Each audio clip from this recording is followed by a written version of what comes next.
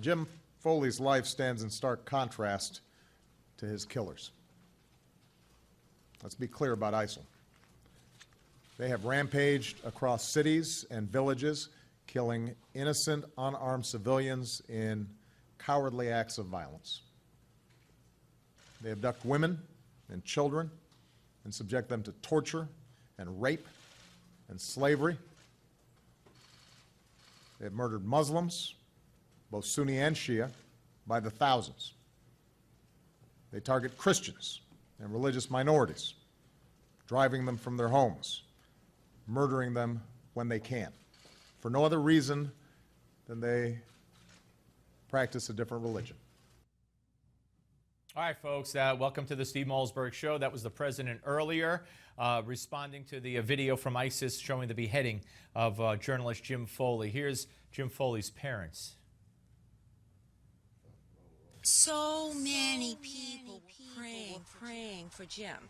And I really think that's what gave Jim an unusual courage. Jim just could feel the prayers. He was strong, courageous, loving to the end. I mean, we just hardly recognize our little boy. I mean, he was just a hero, and you know. And you know from the videos, his last words were, "I wish I had more time. My family. Folks, and then after the president spoke, by the way, he ran right back to the golf course. Seriously, no kidding around. Dr. Ben Carson joins us right now, and I want you to watch some of the ISIS video along with us.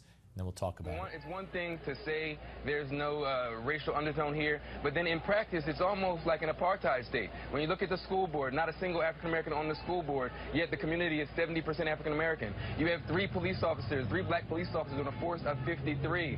You talk about ladders, the opportunity. Young people feel that there are none. The schools, many of them are failing, and the state is already embroiled in a controversy about a transfer program. All right, you know, this is really expanding before our eyes. Joining us now is the one and only, as promised, Dr. Ben Carson, former chief of pediatric neurosurgery at Johns Hopkins Children's Center, and also the author of One Nation, What We Can All Do to Save America's Future. Hello, doctor. Hi, how are you doing again? Good, always great to talk to you. All right, the grand jury beginning to hear, the case against the police officer today. But you see, this has now become every grievance imaginable is somehow now supposedly tied up in this incident in Ferguson. Well, I'm very disappointed with what's going on there. I would hope that maybe the news media could come to some kind of resolution among themselves and say, can just 3 of us cover this hour and 3 of us the next hour? Because they're making this into a media circus. And, that's attracting, a lot of outside people who want to come in and get attention. And we're finding out now that most of the looters are people from the outside.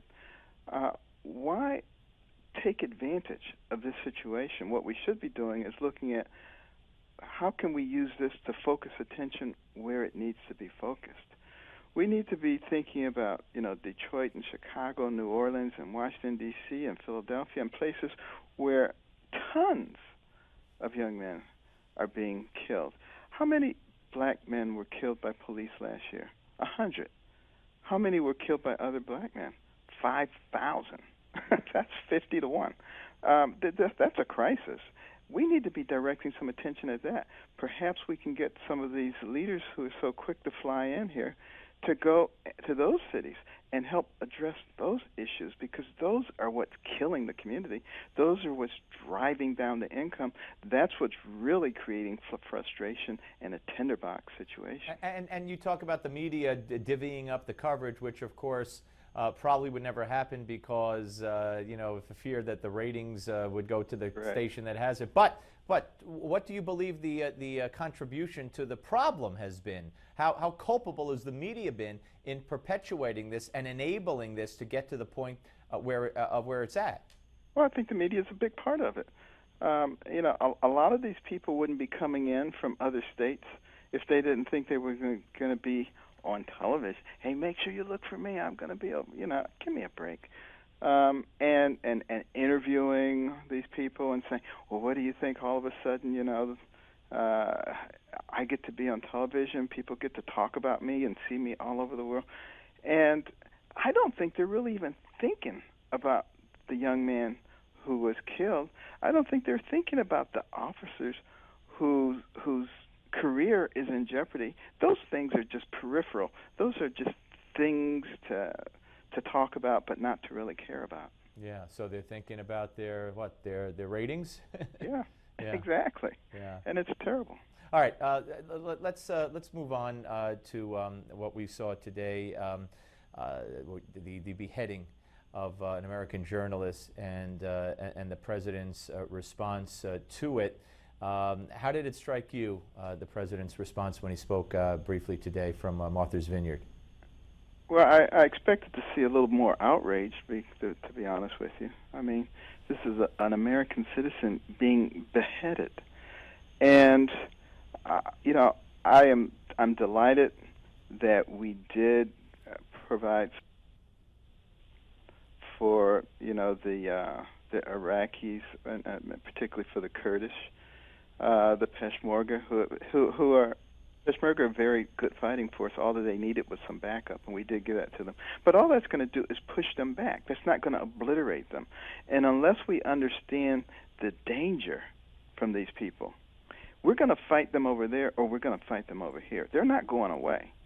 We may be able to push them back for a little while, but they're just going to regroup and come back at us. So unless we have an overall strategy for how we're going to eliminate that threat, we're just spitting in the ocean. Yeah, and he talked about again how they're a threat to the people of the area and the region over there, and he talked about the fact that the Iraqi people must reject ISIS. I mean, does it not miss and that this is a kind of a sick ideology? Never mentions the ideologies radical Islam. Does not acknowledge that they're a threat to us here, and does not say we will do everything we can to help eradicate them. Rather, again, it says we'll do everything we can to protect our people and our embassies over there, which I think on all three of those misses the point, does it not? Yeah. I think if we were a little more forceful, a lot more forceful, and we had an actual plan, I think we would see some of the countries like Saudi Arabia actually willing to jump on board. But why would anybody jump on board with us when we take, our long ally, Israel, and kind of kick them to the curb? Why would anybody have any confidence in the way that we do things? Doctor, do you see a world now through a media that, and maybe even through the White House and the Justice Department and the State Department, where Hamas is kind of equal to Israel? They have their own grievances. You put a suit and a tie on the Hamas spokesman and we believe what they say. And Israel has to be proportional in their response. And now the cops, Rachel Maddow says the cops are rioting, and Obama, says they're too militarized, as many people do, and we got to hear the grievances, and there's a war on black men, we hear from some people. Do you see how these two kind of go together in a bizarro world of sorts? It's very bizarre, and I see a very politically correct administration, and political correctness is in the process of destroying our nation. And that's why it's so important for people out there to recognize what's going on and to use your power at the ballot box to change it. Don't just sit around and complain about it. We have to change it, particularly this November. We have to get a new Senate leader because Harry Reid has over 300 bills sitting on his desk, pocket veto, doing absolutely nothing, and he's preventing, the House from getting anything done. And of course, he likes to sit there and point fingers at other people and say, "Well, that's why we can't get anything done." Right, it's the do-nothing. It is so absurd. The do-nothing House. Might you be working on getting that message out about people's responsibility to vote? Might that be something we'll see from you in the future? You're already seeing it. Every place I go, I'm talking to people about their spheres of influence. Right. Because they have to be just like they were in the pre-revolutionary days when people got together and talked about what kind of America they wanted and what they were willing to do for it. And that's the key. What are you willing to do for it? You know, freedom is not free. It's not a spectator sport. You have to roll your sleeves up. You have to get involved. Otherwise, you will lose it. And I ask you this every time you came on. Last time you said you were one step closer to running for the presidency or making that decision.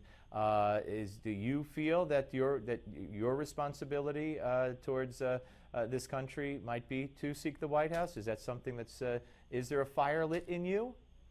Well, there certainly is a fire lit in me to save our country.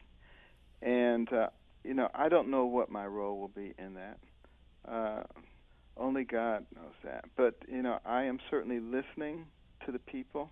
I will be very attentive in November to see if people want a country that's for of and by the people or for of and by the government. And we're putting together the organization, USA First PAC, working with American Legacy PAC and various organizations to make sure all the groundwork is laid if that decision is made. But whether it's made or not, if I can just push the argument toward common sense, toward logic, toward things that help America, not toward things that help a political party. So, Doctor, then I think that would be useful. So you are laying the groundwork. Should you decide to run, it's all in place. It'll be in place. Absolutely. All right, Doctor. Always great to talk to you, sir. Thank you so much. And of course, don't forget to be sure to get your copy of Dr. Carson's New York Times best-selling book, One Nation: What We Can All Do to Save America's Future, or go to newsmax.com/Ben to get your free copy. Up next, it's the Malzberg panel. Don't go away.